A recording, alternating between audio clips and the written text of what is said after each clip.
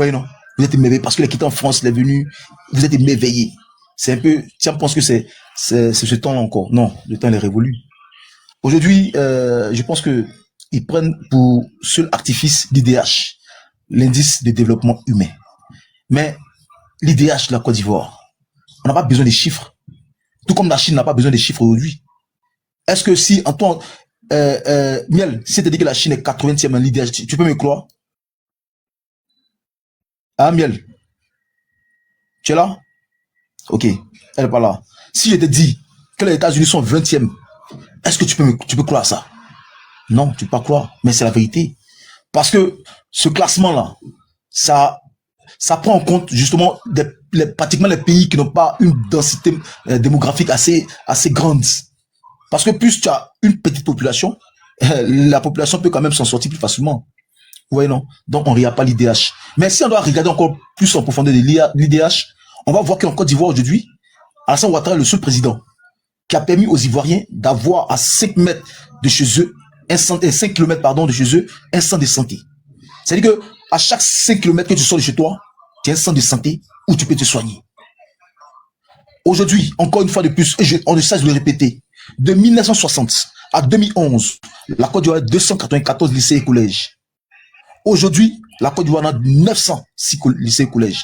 Donc, vous voyez un peu le ratio de construction. Il y a Jeune Riche qui a parlé de la dette a triplé. Mais Jeune Riche, quand il a la dette a triplé là, qu'est-ce que tu en dis donc aussi donc du budget de la Côte d'Ivoire, du budget annuel de la Côte d'Ivoire? Qu'est-ce que tu en dis du PIB de la Côte d'Ivoire qui en 2026 ira aux 3 chiffres? Parce que on a l'impression que vous attendez beaucoup sur la dette. Même Tidjane Thiam, regardez ce discours, il ne parle pas de la dette. Est-ce que vous n'avez pas fait des remarques? Tidjane Thiam qui est un banquier, regardez ce discours, il ne parle pas de la dette. Il ne dit pas qu'on est endetté. Il ne parle pas de ça, il sait. Parce que quand tu parles de la dette, il faut relativiser avec le budget de l'État de Côte d'Ivoire, avec l'assiette fiscale. Relativisons. Parce que ça veut dire non, on est endetté. Mais est-ce que on a eu Akeoumi Adesina ici qui a dit, lors de l'ouverture de l'Assemblée annuelle de la BAD, qu'est-ce qu'il a dit? Il dit vraiment, il salue le maestria du président Alassane Ouattara parce que c'est un économiste fin. Regardez comment il gère la dette ivoirienne. Que en tout cas, en aucun cas en Afrique, on l'a vu. Il maîtrise la dette de la Côte d'Ivoire. Mais quand on parlait de la dette, c'est comme si, genre, c'était du cataclysme. Non, mais relativiser aussi avec le budget de la Côte d'Ivoire. Parce que, on me souvient qu'en 2011, on avait un budget de près de 2400 milliards. Aujourd'hui, notre budget est à 15 000 milliards, presque à 16 000 milliards par an. Là, vous ne parlez pas de cet exploit, de ce bond exceptionnel qu'a fait donc la Côte d'Ivoire en termes financiers. La dette. Mais la dette, si tu vois qu'on continue de prendre la dette, c'est parce que notre budget peut supporter cette dette-là. C'est comme, je prends un exemple, tu es payé chaque fin du mois, tu es payé 200 000. Et puis quand tu prends un crédit de 10 millions, est-ce que tu pourras t'en sortir? Mais si tu as payé 1 million par mois, tu peux prendre un crédit de 10 millions, 15 millions, 50 millions. Parce que tu sais qu'à la fin du mois, tu pourras supporter le remboursement de ton endettement. C'est cela qu'il faut relativiser. Vous êtes là, non, la dette, c'est comme si le débat est puéril. Le débat n'est pas grandissant. On dit notre dette est maîtrisée. Mais vous dites, parce que pour vous, là, ceux qui nous écoutent, ils ne sont pas dans l'école, d'après vous. Donc, on n'a pas de dette, ça va couper le cœur. Non, mais ça ne coupe pas le cœur. Parce que la dette se supporte en fonction du budget du pays. Mais c'est aussi simple à comprendre. Mais toujours, la dette a triplé, la dette a triplé. Oui, autant de Laurent Gbagbo, 7 000 milliards, près de 8 000 milliards, comprenez. Mais là, on avait un budget de combien? Et dans lequel il faut faire sortir l'assiette fiscale pour pouvoir rembourser la dette. Raison pour laquelle nous sommes montés dans l'initiative PPTE. Pour pouvoir donc alléger notre dette, parce qu'on ne pouvait plus supporter. Voilà comment on parlait du taux d'endettement de la Côte d'Ivoire qui était élevé, qui nous faisait rentrer dans l'initiative PPTE, pays pauvre, très endetté. Mais aujourd'hui, est-ce que la Côte d'Ivoire est un pays pauvre, très endetté? Non, la mention n'y est pas, ça n'existe même pas. Parce que notre budget supporte notre dette. Explique ça aux gens, pour qu'ils puissent comprendre. Donc ne venez pas faire donc, de la récupération en un point fini. Même votre mentor, Tidjane Thiam, regardez ses discours, il ne parlera jamais de la dette, parce qu'il sait. Il sait qu'en face de lui, il est un économiste chevronné, mondial. On dirait même interplanétaire. Vous comprenez? Donc, arrêtez un peu. Parce que, et puis, je vais rebondir là-dessus pour dire à quelqu'un. Il y a quelqu'un qui a dit ici que, la dernière fois, c'est Flavio, je pense bien que Flavio, on parlait du président Alassane Ouattara qui a géré plusieurs pays, plusieurs économies de certains pays. Il a dit non, que c'est faux. On raconte n'importe quoi. Mais Akeoumi Adesina, le président de la BAD, l'a dit qu'il a géré 120 pays. Il a géré 120 pays. C'était dit par Akeoumi Adesina. Il attendait Fabio pour venir contredire ça encore. Il me dira qu'Adesina, il dit la contre-vérité. Donc, on attend ce point. Vous voyez, les gars, arrivé un moment, reconnaissez que vous avez échoué. Regardez le meeting d'aujourd'hui. Il a reçu des images, il a reçu des vidéos. Mais c'est choquant. Mais c'est aberrant. Pour un groupement qui réunit au moins 24 partis politiques, qui ne peut même pas remplir l'espace Figayo. Et c'est vous qui parlez de, nous avons le rapport de force, nous avons donc la majorité, la population nous vomit. Vous savez ce qu'appelle vomir quelqu'un? Vous ne voyez pas Alassane Ouattara, comme il est beau, quand il reçoit les personnalités qui viennent dans son palais présidentiel. Vous ne voyez pas la sérénité qu'il dégage. Vous ne voyez pas la sérénité avec laquelle il parle. Non mais arrêtez un moment les gars. Arrêtez un moment. Et puis, le RHDP, c'est un grand parti politique, c'est le parti national. On vous ouvre les bras. Il n'est pas encore tard. Nous sommes à quelques mois des élections. Venez encore, les gars. Vous n'êtes pas encore perdus. Venez. La porte vous est grandement ouverte. Venez ensemble. On va développer la Côte d'Ivoire. Parce que vos gars, là, ils peuvent pas développer la Côte d'Ivoire. Il faut que je vous le dise là-dessus. Ils peuvent pas développer la Côte d'Ivoire. Et ça, c'est mon mot de fin. Je pense que on va, voilà, continuer le débat qui, ma foi, est un débat très intéressant. Il y a un poteau, hein. Il y a un poteau. Ouais, un poteau. Ils ont Yurukusa. Il a dit, attends, la famille, attendez, pourquoi le live va se couper, attendez. Tapotez, il a fait comme si, tapotez, allons rapidement, 200 tapotages, hein, partageons 500 partages, attends. Il a dit, c'est avec coalition, là, que Chairs était vide, ou bien c'est sans coalition. C'était coalition, ou bien c'était sans coalition, parce que je comprends pas, parce qu'il peut pas avoir coalition. C'est coalition, c'est le C'est coalition, beaucoup de partis rassemblés là. Oui, PDCI, COGEP, FPI. Voilà, c'est pas moi qui n'ai pas les noms. Mais ils sont baillis, hein. C'est 24 partis politiques. 24 partis politiques? Oui. Non, il ne pourra pas, non. Quoi? Aïe. Mais c'est ça qui est là, c'est eux qui disent qu'ils sont majoritaires. Non, attends. C'est quand même montré au stade. Attends, 24 partis politiques rassemblés, chaises vides. 24 tu ne peux pas parler de 2 partis politiques. Flavio est là, il va dire c'est faux. 24 coalitions. Il ne pas la vérité, ma chérie. Attends, 24 partis politiques. 1, 2, 3, 4, 24 chaises vides. Figayo, petit terrain de Figayo. Que moi-même, je peux remplir le jour de l'anniversaire. Didi Bellu sur la Brestade. Didi Bellu sur la Brestade. C'est pas même pas prendre Didi Bellu pour être candidat de PDC en même temps. C'est pas mieux. Partagez live là, 50 partages. Il y a cassé un papo là. Il a dit 24 partis. 24. C'est-à-dire que dans ceux-là, les voix là, si on doit diviser les voix là, c'est 2 personnes qui ont voté pour eux. Mais vous êtes nuls. Et puis à Paris, là, il y avait 17 personnes. 17. Non, c'était 14, il a compté 4 14, il a compté 14 personnes. Ils sont combien dans les partis politiques, là? Quand il te dit que les partis politiques n'ont pas papier. En fait, il y a des choses. Il reçoit des vocaux, hein. Il n'est pas exposé, il reçoit des vocaux. Si tu t'écoutes là, hein, tu as pleuré. Les gars, le PCI là, eux-mêmes, ils sont découragés. Fabio, là, il est découragé. Quand Fabio parle là, tu vois pas maintenant comment il parle. Il y a le Fabio d'avant, il y a quelques mois ou il y a quelques semaines, et puis il faut le gars maintenant. Quand il parle, c'est qu'il est soufflé, il n'a plus trop d'arguments. Voilà, il est dépité parce qu'ils savent que c'est fini, c'est un échec puissant. Donc, où sont là? Ils cherchent une porte de sortie. Mais Fabio, moi, je suis prêt à t'accueillir. Nous sommes prêts à t'accueillir RHDP. Voilà, en te donnant ton tricot, comme j'espère que tu as pensé à Paris, en te donnant ton t-shirt, tu as venu au rassemblement. La porte est ouverte pour tout le monde. Il y a un t-shirt, si possible. La t-shirt, tu donnes t-shirt. Merci. Il a dit, partagez, faites 500 partages. Et puis, tapotez. Vous savez, même s'il n'y a pas de, comment dirais-je? Attends, faut pas le live va se couper. Attends, Mon il a gars, parlé. Il a fait comme si. c'est mon gars. Fabio, va te calmer en courrier. Je l'aime tellement, tu vas. Fabio, calme-toi en courrier. Il a dit, attends. Attendez, partagez le live là, attendez, partagez. Il va casser un papo. Partagez, il va casser un dossier. Il va vous amener un dossier. Partagez le live là seulement, il va parler. Partagez, casser un papo de quelqu'un, il va casser. Partagez le live là, partagez 500 partages rapidement. Faites 500 partages pour moi rapidement. Il a dit 24. 1, 2, 3, 4, 24 coalitions.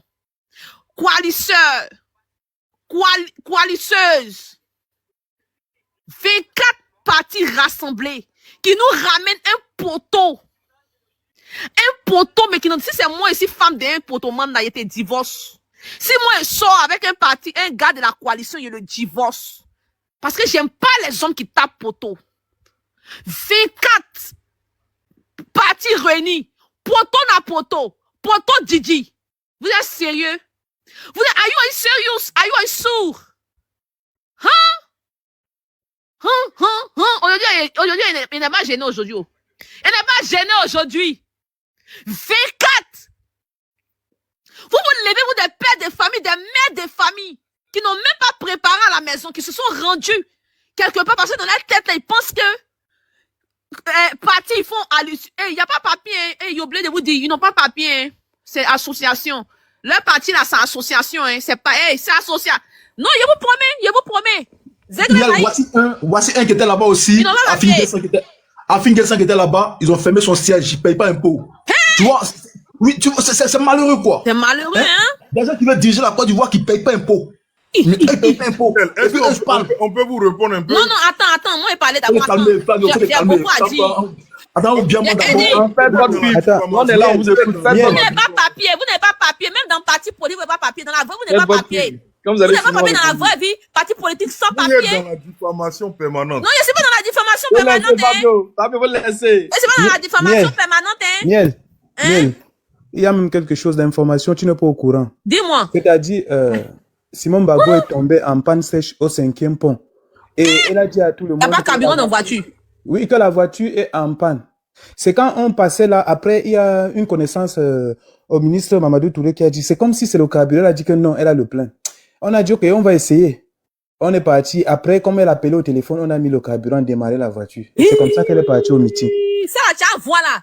Je suis sûr que c'est un des RHDP qui a mis carburant dans la voiture. C'est ce que j'ai dit. Même papier, vous n'avez pas. Mais qu'est-ce que vous avez en Côte d'Ivoire? Pas la bouche-ci. À part parler, vous n'avez quoi? Aucun héritage. Vous recevez des coups magistraux de mensonges, c'est ça? Non. Coup magistraux de mensonges. Quand Steve Biko allait dire que moi, il y a 500 enfants là, tu n'as pas parlé? Quand Steve Biko allait dire qu'il y a 500 enfants un jour là, tu m'as dit quoi? Tu m'as dit que je peux accoucher 500 enfants, non? Ou bien, tu m'as dit que je peux aller accoucher, c'est-à-dire que quand il arrive à mes 9 mois, hein, moi je peux aller accoucher dans 3 hôpitaux différents. Tu n'as pas dit que c'est la vérité? Miel, ça te ressemble pas. Tu n'as pas dit que c'est la vérité? Ça te ressemble pas, ça te va même pas. Le mensonge de toi là, ça va pas ensemble. Vous n'avez pas honte. Il n'y a pas fait de mensonges ici. Il n'y a pas de mensonges. Pourquoi vous êtes tapé poteau? Vous n'avez pas papier. Rien, vous n'avez rien. Est-ce que vous êtes des Ivoiriens d'ailleurs même? Vous n'avez pas papier. Il n'y a pas papier. Vous n'avez rien. Et c'est abîmé. Hey! Non mais attends. Vous n'avez rien dans ce pays. Vous nous fatiguez. Tu es en train de discréditer le panel avec ces mensonges. Non mais, je ne suis pas en train de discréditer. Il y a discrédité quoi? T'inquiète pas. Donc, vos partis sont des associations et nous des partis politiques. Moi, il y a noté. Attends, mon frère. Il y a Zegle Maï. Zegle Maï, là, il est pour, comment il s'appelle? Il est au GPS. Non, il n'est pas au GPS. Comment il s'appelle, le BT, là? Comment il s'appelle? Zegle Maï, il est chez truc. Oh, rappelez-moi un peu, Zegle Maï, là. Le vieux qui vient sur les panels ici, là. Comment il s'appelle, même? Blé Goudé. Il a dit, ils n'ont pas encore reçu les récépissés. Est-ce qu'il est mort? Flavio, il ne ment pas, c'est passé dans ce panel-là.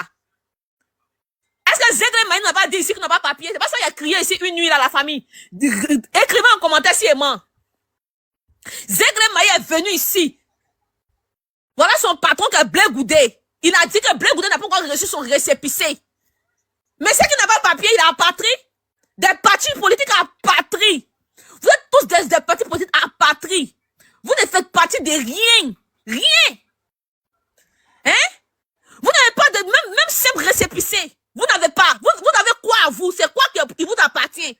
Est-ce que vous pouvez me répondre pour me dire qu'est-ce qui vous appartient? Et puis vous faites la bouche sur les réseaux sociaux, donc point fini.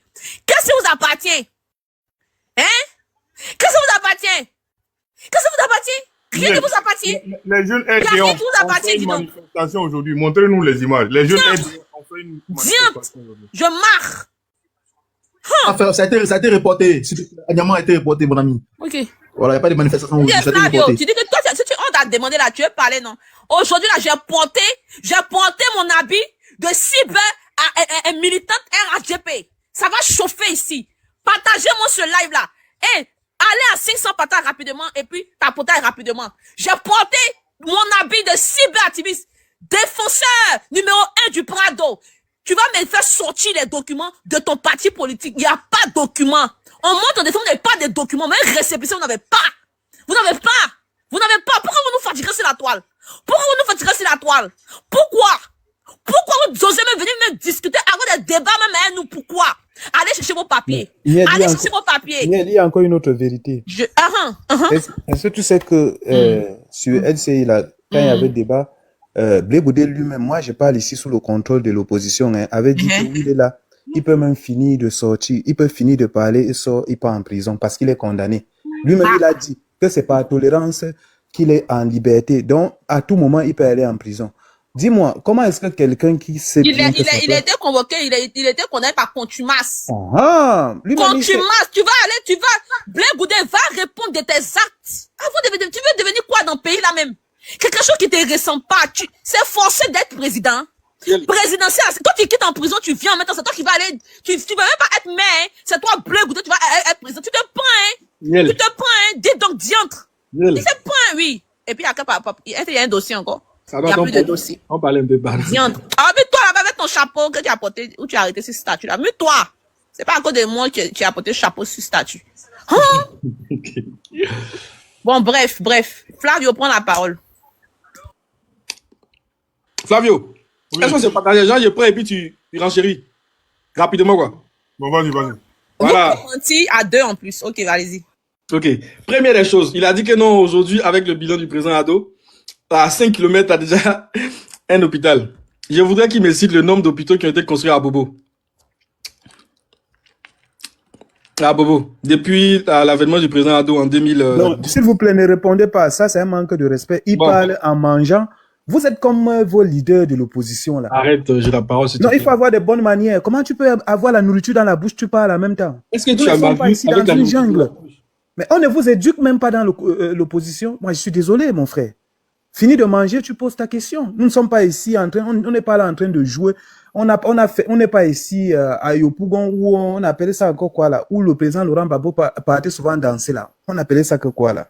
Rue Princesse. Voilà, rue Princesse. Et on n'est pas ici dans un environnement où on a déversé les déchets toxiques là, hein, que le président Laurent Gbagbo avait payé chez les Blancs là pour déverser sur les Ivoiriens pour les tuer là.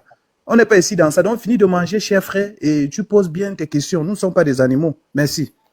Finis de manger. Je ne mangeais pas, en fait. Je ne mangeais pas. C'est une accusation. Jean, tu es en train de choquer quoi? Si on t'a demandé, tu choquais? Attends. Tu faisais quoi? Bon, vas-y, prends la parole, vas-y. Merci beaucoup. Donc, aujourd'hui, on constate que depuis l'avènement du président Ado, aucun hôpital n'a été construit à Bobo. Sachant bien qu'à Bobo, quand tu prends, il y a plus d'un rayon de 5 km. Ça, c'est déjà un point. Il m'a parlé de... Miel. Attends, je parle. Monsieur, si peut-être il ne connaît même pas la Côte d'Ivoire. Hein. Le CHU qui est en train de voir le jour à Bobo là, c'est du jamais vu en Afrique, en Afrique de l'Ouest. Hein. Exactement. Une capacité d'au moins 600 mètres. On ne sait pas, donc faut laisser parler, pardon, faut laisser. Non, on va les regarder. Mon monsieur à Bobo, faut laisser parler, pardon, ça notre lit. Faut laisser parler. On parler, monsieur Kepi nous parle. Merci beaucoup. Donc, en fait, il a dit à chaque 5 km, il y a des hôpitaux qui sont construits. Je voudrais rappeler qu'à Bobo, quand vous prenez tous les centres de santé qui sont construits à Bobo, ont été construits par le PDCI. Ça, c'est déjà une mise au point. Il a parlé de l'assiette fiscale. Aujourd'hui, il s'appelle comment Stanislas a dit que 84% de notre revenu, de nos revenus fiscaux servent donc à payer la dette, ce qui n'est pas bien. Je voudrais faire un classement rapide, vite fait, de l'IDH, vu qu'il parlait. En 2010, lorsque le pouvoir Ouattara a pris les rênes de la République, nous étions 163e. En 2015, on est monté à 172e. En 2020, on est redescendu à 162e. En 2023, on est descendu à 157e. C'est-à-dire que vous, quand vous êtes arrivé au pouvoir, vous n'avez pas maîtrisé les paramètres. Et en 2000, on était 159e. Aujourd'hui, vous n'avez pas encore. C'est-à-dire que vous n'avez pas fait véritablement de bon. Pourquoi je dis cela? C'est comme un élève qui est à l'école et il est parmi les derniers. Et il est dernier là-bas, il se débrouille. C'est plus facile pour un dernier qui a 2 de moyenne d'augmenter à 6 de moyenne que quelqu'un qui a déjà 17 de moyenne parce qu'il est déjà excellent. Donc cela justifie qu'aujourd'hui, il y a toujours des manques à gagner. Tu m'as parlé de la dette. En 2010, M. Ouattara a dit que 6 000 milliards était énorme pour la Côte d'Ivoire. Vous avez parlé du budget qui était à 3 000 milliards. Quand je fais le ratio, ça fait 2. Quand vous prenez la dette d'aujourd'hui, c'est 2 000 milliards. Quoi? 2 000 milliards. Il ne faut pas m'attribuer des choses qu'il n'a pas dit. Hein? Merci, mon frère. C'est El Hadji a dit que c'était 3 000 milliards. Donc 3 000 milliards, quand tu fais les ratios, ça te fait 2. Quand tu prends 42 000 milliards aujourd'hui, quand tu fais les ratios, ça fait 2,8. C'est-à-dire que c'est énorme. On n'a pas avancé, en fait. On n'a même pas avancé. Ça, c'est déjà un point très, très, très culminant. Aujourd'hui, il est question de quoi? Il est question d'élection. Ce que l'opposition dit, c'est que allons-y aux élections de façon transparente. Si vous dites que vous êtes majoritaire, ouvrez le jeu, permettez à ce que chacun participe. Vous avez tous les sièges. Permettez à ce que chacun participe. Mais c'est pas ce que vous faites. Et vous dites non, la CI ne peut pas organiser des trucs parce qu'il y a telle chose, c'est une fuite en avant. Je voudrais rappeler, je vais chuter là et puis Flavio va prendre. Je voudrais rappeler que avant que Sonko ne vienne au pouvoir au Sénégal, il n'avait pas d'élu. C'est le pouvoir de Macky Sall qui avait tous les sièges. Mais après les législatives, après Sonko, eux tous ont été dégagés. Donc ne vous inquiétez pas. Bagua a crié ici. Il n'y a rien en face. Il n'y a rien en face en 2010. Aujourd'hui, on sait où il est. Merci beaucoup. Ok, bon. Moi, je vais parler un peu à NCH. NCH. Au fait, moi, quand je t'entends... Non, Flavio, s'il te plaît, laisse-moi, on va rebondir sur le propos de jeune truc premier. NCH, c'est pas lui, c'est pas l'objet du panel. Ah, comment tu vas truc sur NCH? Ton confrère, non, ton ami, ton frère PDC, il vient de parler. Laisse-moi, on va rebondir, on va aller dans un débat politique. Tu veux nous ramener sur NCH, pourquoi? On a divisé notre temps en deux. Voilà. Ah, d'accord, ok, vas-y alors. Vraiment, vous les aidez là, vraiment. Ça dit que aucune discipline. Bon, cher frère NCH, en fait, quand je t'entends, j'ai un peu mal au cœur. Et quand je regarde le Cameroun, mais je me dis... Le Cameroun, le sujet, hein. J'ai dit, tu as tellement à faire au Cameroun que je me dis que, quelque part, est-ce que tu perds pas ton temps, quoi? Nous, on est en train de lutter sérieusement, comme je l'ai dit tout à l'heure, pour l'instauration d'une démocratie véritable. La démocratie, là, je vais te donner un exemple simple, parce que il faut simplifier les choses pour que les gens comprennent. On prend une salle de classe. On va élire le chef de classe, qui est considéré comme le président. Tout le monde vote. Tous ceux qui veulent être candidats se présentent. Et les élèves choisissent lui qu'ils veulent comme chef de classe. C'est ça la démocratie. La démocratie qui veut que on est seul. On n'a pas d'opposant. On fait 8 mandats. On modifie la constitution pour instaurer 2 mandats, pour limiter le nombre de mandats à 2. Dès que ça va nous frapper, on change la constitution. Il n'y a plus de limitation de mandats. Ça là, c'est pas la démocratie. Donc nous là, on lutte pour qu'en Côte d'Ivoire, il y ait une véritable démocratie. Et le RDA actuellement au pouvoir en Côte d'Ivoire n'est pas un parti démocratique. C'est un parti qui tripatouille les tests, qui instrumentalise la justice pour écarter ses opposants, pour avoir libre chemin vers la présidence de la République.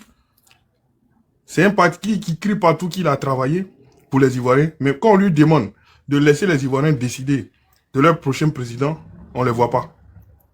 Ils ont disparu.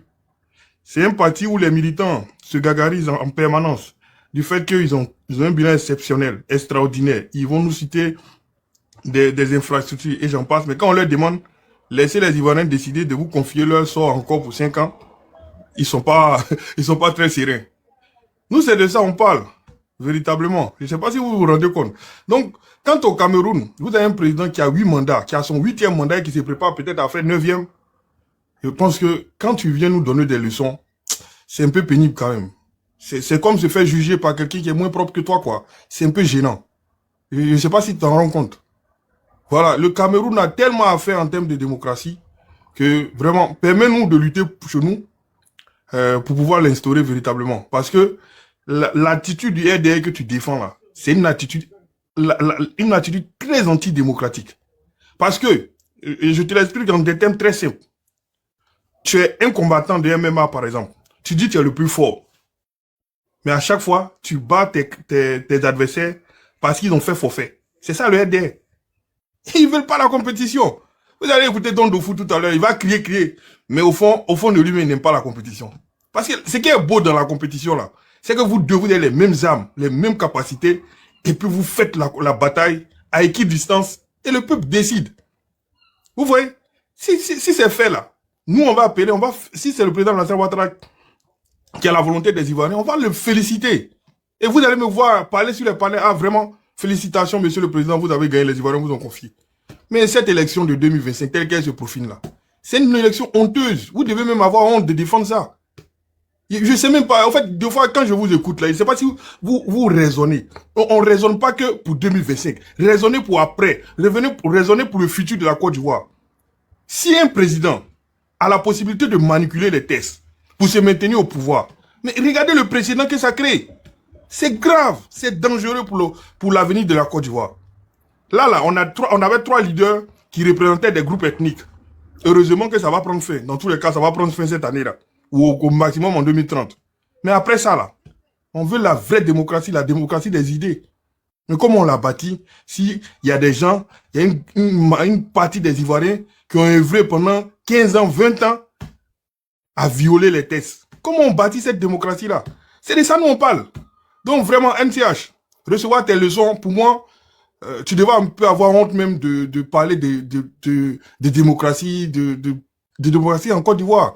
Parce que ton pays a tellement de progrès à faire en la matière que ton président ne peut même pas marcher, mais il est président. Il ne peut même pas tenir un discours, mais il est président. Et tu donnes des leçons. Il faut être sérieux. Donc, si tu es opposant à Paul Biya, va lutter pour le changer. Et comme ça, tu vas pouvoir avoir des interventions qu'on pourra considérer. Parce que pour l'instant, quand tu parles, je me dis, mais d'où il parle d'un endroit qui ne tient pas. Il parle d'une position qui ne tient pas. Il parle d'un pays qui est antidémocratique, pardon. Il parle de la part d'une dictature. Parce que 8 ans de mandat successif, c'est une dictature. C'est comme ça s'appelle. C'est pas une démocratie. On appelle ça une dictature. Et nous, on est en train de lutter pour instaurer une démocratie chez nous.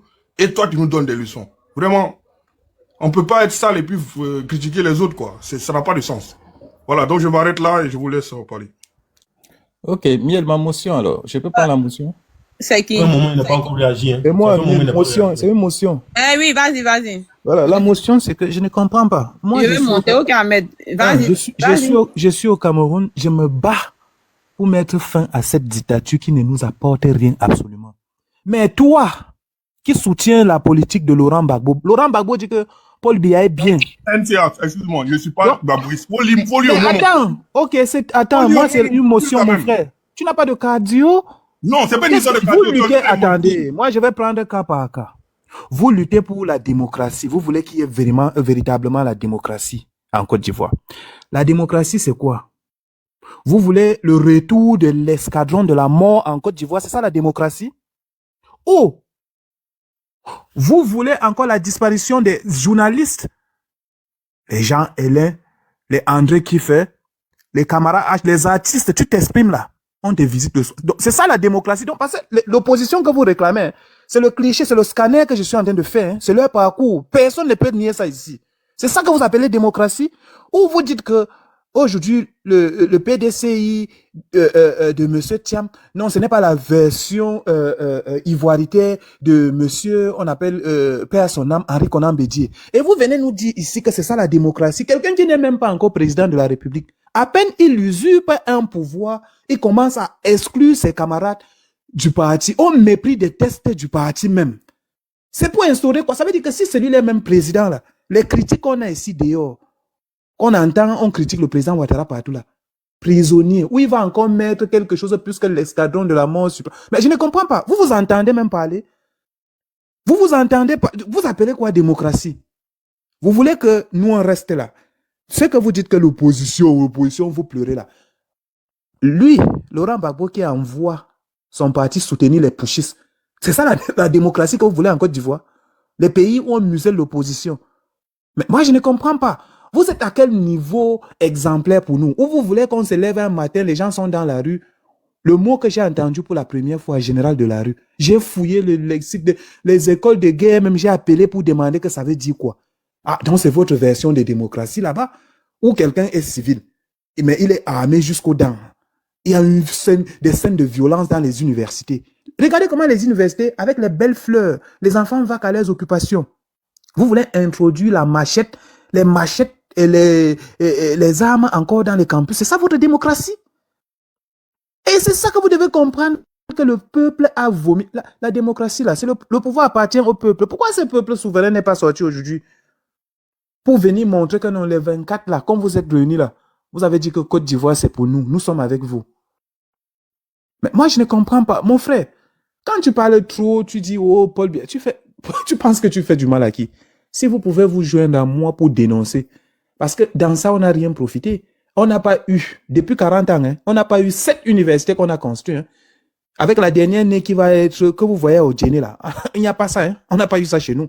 Mais on n'a pas pris on n'a pas encouragé les militaires à faire un push, malgré tout ça. Donc, on sait où on va. Notre combat reste politique. Et c'est pas à la voix des unes. Allez écouter le discours de l'opposant au président Biya. Il a fait une campagne à Paris. L'alternance dans la paix et dans les unes. Il ne défie pas l'État. Il ne remet pas en cause ce qu'on a déjà eu là. Et c'est ça. Et je vais encore aller plus loin. Vous qui parlez souvent que formation, éducation et tout ça, j'aimais quiconque au défi pour vous montrer la différence entre vos histoires là, que vous dites opposants là, et l'opposition chez nous. On n'a pas abandonné nos frères qui souffrent dans l'arrière-pays. On les aide, on les appuie. On construit des écoles pour eux. Une fonction, une responsabilité qui entre dans la fonction régalienne de l'État. C'est pour dire quoi? Nous, on pense à un Cameroun nouveau demain. Mais restez là à soutenir votre monsieur Paul Biya comme le fait Laurent Gbagbo à tout moment. Moi, je suis opposé à ça. Donc, vous dites que Paul Biya est bien. 8e mandat bientôt. Mais Alassane Ouattara n'est pas bien. Quelqu'un qui n'a même pas encore il ne totalise même pas 20 ans. Vous dites que quelqu'un qui a plus de 43 ans est mieux. Ça, c'est ce qu'on appelle la sorcellerie. Vous êtes de très mauvaise foi même. Vous dites que vous voulez la démocratie, mais vous soutenez les pushs qui viennent déstabiliser, remettre en cause l'ordre constitutionnel. L'endroit par excellence pour exprimer la démocratie. Mais vous êtes des démagogues. La démocratie, c'est le mensonge. Vous êtes des mythos. Monsieur Thiam qui dit une chose aujourd'hui et le contraire demain. S'il est à la tête de la nation même, ça va être catastrophique. Quelqu'un qui ne s'assume pas, qui méprise même la loi fondamentale. Il dit que lugubre article qu'on a créé spécialement, toutefois, il ne sait même pas que ça date de l'époque même de Houphouët-Boigny. Vous voyez les gens de mauvaise foi comme ça. Il y a qui en face que, vraiment, si moi je trouve quelqu'un qui a la trempe, ou vous voulez que j'aille suivre le député, mais à Sale et là-bas, à machin. Lui qui est là, il traque seulement. Pour lui, il dit que les gens qui n'ont pas de nationalité, c'est les gens qui ont des noms à consonance malinqués. À part ça, il ne voit rien. Lui, il traque seulement cela. Mais des plaisantins comme ça. Vous avez quelqu'un qui est au pouvoir depuis, il n'a pas de discours ethno-fasciste, il n'a pas de discours séparatiste. Tout le monde est là. Ça vous dérange. Vous vous levez dans une région, c'est la région là qui va répondre. Parce que non seulement Alassane Ouattara, c'est le patrimoine de la Côte d'Ivoire et c'est le patrimoine de l'Afrique.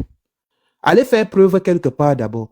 Lui, il a commencé, c'est quelqu'un qui a un parcours qu'on connaît. Ce n'est pas les gens comme parachute là. Quelqu'un vient aujourd'hui, dit que je veux directement devenir président. Tu as déjà travaillé où on a vu. Tu as dirigé quelle structure. Les gens ont vu comment tu as fait rayonner cette structure-là pour te faire confiance. Mais vous plaisantez, c'est parce que je ne sais même pas, c'est le président Ouattara, tellement il est démocrate, il permet tout. Ça aurait été, si vous étiez là, ici, au Cameroun, là, je vous assure, vous tous là, c'est que vous êtes en train de lire quelque part, je vous dis, hein. Et à moi, les gens comme ça, là, un petit truc comme ça pour votre pays, vous n'avez pas de l'amour pour votre pays, vous êtes toujours là, vous préférez avoir des alliés, les pays qui détestent votre nation. Donc, ça veut dire que même si le président n'est pas là, la Côte d'Ivoire, le nom va changer. C'est quoi cette façon de faire de la politique? Petit truc là, voilà l'autre, il est en France installé, il mange ses hamburgers. J'ai vu cette balade avec la veste, c'est une vidéo là. Il rit, il est là debout, il rit. Mais donc vous voulez seulement un pays quand ça brille, quand le pays est en difficulté. Et c'est pour ça que je salue le président Ouattara. Une fois le pays est en difficulté, on l'a appelé, il est revenu pendant la crise. L'autre personne devait tourner le dos à son pays. Il pouvait s'installer et vivre sa vie de luxe partout. Mais il est venu redresser. À peine il a redressé, vous êtes encore tombé dans la même bêtise là. Et voilà encore aujourd'hui, il prend le pays, il remet sur le bon chemin. Le pays ne fait qu'aller de l'avant. Vous revenez encore, vous voulez encore démolir ça. Vu son âge là, il ne sera plus là pour corriger ça. C'est pour ça qu'on fait bas. On dit qu'on ne veut pas ça. Si vous ne venez pas nous proposer ce qui est de mieux là, s'il vous plaît. Vous avez vu que vous aimez trop les pays voisins. Vous pouvez être conseiller, je ne sais pas, spéciaux ou je ne sais pas, vous pouvez avoir, c'est ça même le panafricanisme. On peut créer une institution même bancaire, même pour l'AES là. Vous partez exercer là-bas, vous montrez que vous pouvez, vous faites votre révolution là-bas. De grâce, épargnez-nous de ça. Nous ne voulons pas les crépitements des âmes là. S'il vous plaît. Donc, monsieur, j'ai plutôt pitié de toi qui est ivoirien, qui ne fait que parler de violence à tout moment. Depuis que quand tu prends la parole, on voit ce qui vient. Il y a quoi? Le pays est en guerre. Il y a les djihadistes vous préparez quoi pour le pays?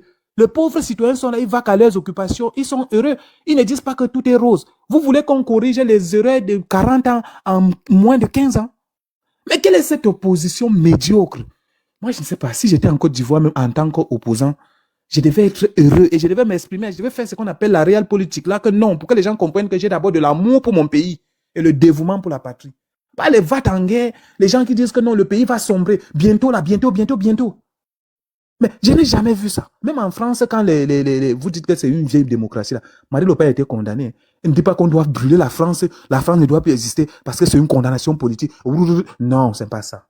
Arrêtez ça, s'il vous plaît. Et comme le dit toujours le président Ouattara, il y a de la place pour tout le monde.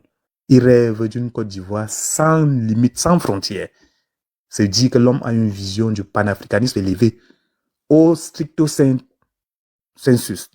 Donc, de grâce, mon frère, au lieu d'avoir pitié de moi, il faut avoir pitié des hommes politiques qui sont dans la félonie en permanence. Et je ne sais pas ce que le général de la rue peut dire à un tiers dans une coalition. Si je vous lis l'extrait de l'intervention de Thiam quand il est arrivé en Côte d'Ivoire là, et ses positions actuelles, vous allez comprendre que c'est quelqu'un qui est incohérent. Et c'est pour ça que le président de la République disait toujours, pour ce qui est des militants de sa formation politique là, les militants essuie-glace là, donc c'est-à-dire les gens qui aiment, pour parler de la Côte d'Ivoire maintenant là, les citoyens essuie-glace, quand c'est bon, ils sont ivoiriens, quand c'est mauvais, ils sont français, ils sont américains là. Épargnez-nous. Nous, on n'a que notre chère Côte d'Ivoire là. On croit à la Côte d'Ivoire solidaire. On croit au développement de la Côte d'Ivoire. On n'a pas où partir. Parce que c'est le seul pays qui nous reste en Afrique où on se retrouve tous en paix. Si vous avez bien compris, enregistrez ça, allez dire à ceux-là que leur tentative est vouée à l'échec. Nous, on est là pour le développement, pardon. Les citoyens essuie-glace là, ils sont tantôt européens, ils sont tantôt africains. Quel était même l'intérêt pour le petit-fils d'un ancien président, pour ne pas dire encore d'un ministre? Est-ce que c'est un affamé? Il est né avec une pierre à non. Mais il cherchait quoi derrière cette nationalité? Et c'est encore lui qui revient dire que j'ai fait des sacrifices parce que j'ai renoncé à ma nationalité. Et vous dites que c'est quelqu'un qui peut faire. S'il vous plaît, pardon. Épargnez-moi, ne me donnez pas les mots de tête. J'ai beaucoup de respect pour vous. Et si vous ne connaissez pas ce que le président Ouattara est venu faire, ce qu'il est venu pour nous, hein, nous qui voyons la vérité en face là. Quand vous parlez que la dette là, machin, je ne veux pas me prononcer sur ça. Pourquoi? Parce que je sais, si je vous dis que la dette là, le ratio de la dette là, les 242 lycées qui existaient à l'époque du président Oufouet là, quand vous avez multiplié tout à l'heure là, et je vous dis que l'argent qu'on avait injecté dans l'éducation là, multiplier ça pour atteindre les 902 lycées et collèges qui existent aujourd'hui. Et il est encore prévu que cette année, il y a plus de 140 et quelque chose. Parce que pour le président, c'est même peu. Mais tiens bon, si on multiplie, c'est même prendre le ratio que chaque secteur d'activité par rapport au progrès qu'on a vu. Vous ne pouvez même pas ouvrir vos bouches. Vous allez appeler ça miracle économique, comme les spécialistes en question de développement le disent. Donc, épargnez-nous de ça. Si vous êtes dans la haine viscérale là, pardon, allez au désert, il y a les chameaux là-bas, vous pouvez bagarrer là-bas comme vous voulez. Laissez-nous. Merci. Aïe, ouais. Aïe, non, Boileau, laisse dans rebondir. Attends, tu rebondis, papa, attends, ils ont souffrance. Ça fait un moment, il n'a pas parlé. Hein. L'émotion, il a parlé pour attends, ils ont souffrance, souffert. Bon, les amis, et partagez le live là. Je vous dis que j'ai invité des grands influenceurs aujourd'hui. Ils vont vous servir les plus grands buzz de la toile. Je vous ai dit que j'ai fait, vous avez vu le mélange qui est fait là, j'ai fait exprès. Tout est calculé ce soir. Il a dit, asseyez-vous à la maison. Aujourd'hui, à samedi, ne sortez pas, ne mangez pas, ne buvez pas. Si vous mangez, arrêtez de manger. Si vous buvez l'eau, arrêtez de boire l'eau. Arrêtez toute tentative de buvance d'eau. Arrêtez toute tentative de mangeance d'eau, de nourriture. Mangez plus, buvez plus. Vous allez manger ici sur ce panel aujourd'hui. C'est fait exprès. Hein? Tout ce que ça fait là, c'est fait exprès. On va vous servir un live de quality. You are live. Ça. Are you destined me or not destined me? Partagez-moi ce live là rapidement et puis tapotez. Parce qu'il y a un autre dossier qui est en arrivé là. Quand on soulevait ça comme ça là, vous allez me féliciter. Vous allez me discerner un prix. Les gars ont souffert, hein? Non, on donnait ça à un opposant. Parce que j'ai senti dans mon corps la souffrance. Merci beaucoup. Oui, il est senti, il est senti. Vas-y, vas-y. Pleure, Merci pleure, beaucoup. pleure, pleure. En fait, vous Pleure. savez, NCH, moi, je vous ai écouté avec beaucoup de retenue. Vous savez, depuis que moi, je prends la parole, je fais preuve de beaucoup de sagesse, notamment dans l'utilisation de mes expressions. Quand bien même j'ai beaucoup de choses à reprocher à ce pouvoir, je vais pas dans l'extrême. Et ce que je déplore, c'est que vous n'êtes pas ivoirien. Et malgré cela, votre discours n'est pas responsable. Parce que même dans la politique, il faut avoir une élégance. Vous verrez jamais le président Alassane Ouattara même tenir des propos désobligeants vis-à-vis même des opposants. Il ne le fait jamais. Parce qu'il se met au-dessus de la mêlée. Mais pourtant, vous le traitez de dictateur. Tu vois, toi-même, tu dis des choses, après te contredis. Pourtant, Flavio a dit que c'est un truc, un pouvoir dictatorial. De fou, mais toi, tu dis qu'il n'offense personne. Tu vois un peu ce qu'il dit. Attends, Dofo, s'il te plaît. En fait, moi, j'aurais bien aimé cette énergie que vous prenez à parler de la politique ivoirienne, à faire autant pour votre pays. Parce que nous, aujourd'hui, on est sur un live. Vous voyez, il y a le parti au pouvoir et puis il y a des opposants. On parle tranquillement, mais vous ne pouvez pas faire ça parce que vous êtes incapable de le faire.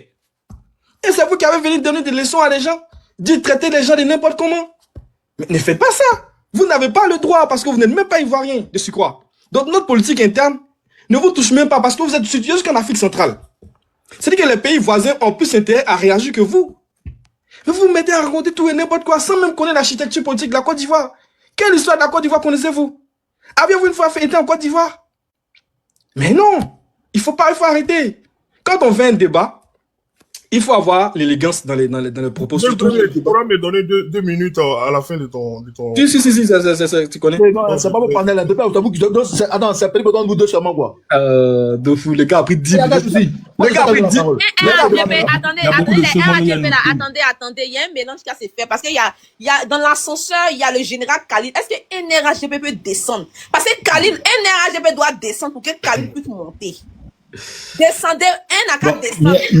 Miel, je vais descendre, je vais attendre. D'accord, merci. Gros bisous. Miel, On va monter Khalid, le live va chauffer tout à l'heure. Attends. Je sais. Attends, il y a dit le live va chauffer.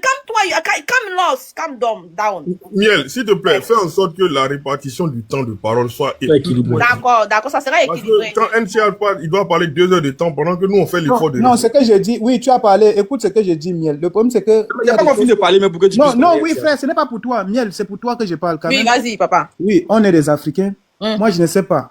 Regarde-moi les donneurs de leçons. Quand tu as mes partis pleurer au Parlement européen, là, c'est quelle qualité? Ce n'est pas un affaire. Les xénophobes, là. Attendez, vous allez parler, vous donnez vos paroles. Les xénofascistes, là.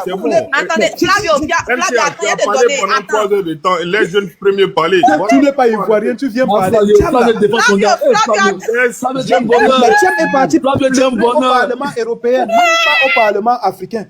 Mais en quelle qualité? C'est pour ça que j'ai dit les citoyens et sur place. Arrivé un moment, c'est bon. Il faut laisser les jeunes premiers finir. Il y a une indiscipline. Mais c'est choquant, c'est choquant. Mais attendez, vous aurez la parole, mais attendez que je finisse le CH. Bon, voilà, c'est ça aussi la démocratie. Mais je comprends bien. Les démocrates sont sur les panels. Excusez-moi, je comprends bien. En fait, votre comportement, excusez-moi, reflète la manière dont Biya gère le pouvoir, où il laisse pas les gens s'exprimer et tout. Mais c'est pareil, là. Vous ne nous laissez même pas. Il a dit que lui, les fonds des Biya. Français, il n'a pas donné. Mais c'est ça, il dit là, mais le comportement de Biya réagit sur lui sans le savoir. Ok. Je disais que vous ne connaissez pas l'architecture politique ivoirienne. Et de ce fait-là, quand vous devez parler, vous devez prononcer, vous devez avoir de la retenue dans vos propos. C'est très important. Parce que nous qui sommes ivoiriens, là, on sait d'où on vient et on sait où on va et on sait l'objectif qu'on veut atteindre. Aujourd'hui, nous critiquons le pouvoir RHDP parce qu'il y a des promesses qui n'ont pas été tenues. Et on tente de nous faire croire que tout va, oui, parce qu'il y a 2-3 ponts. Sans oublier que dans le nord, là, il y a des routes qui ne sont pas bitumées, c'est de ça que nous parlons. Nous disons que... C'est pas vrai. Attendez, Don Dofou, vous aurez votre temps de parole.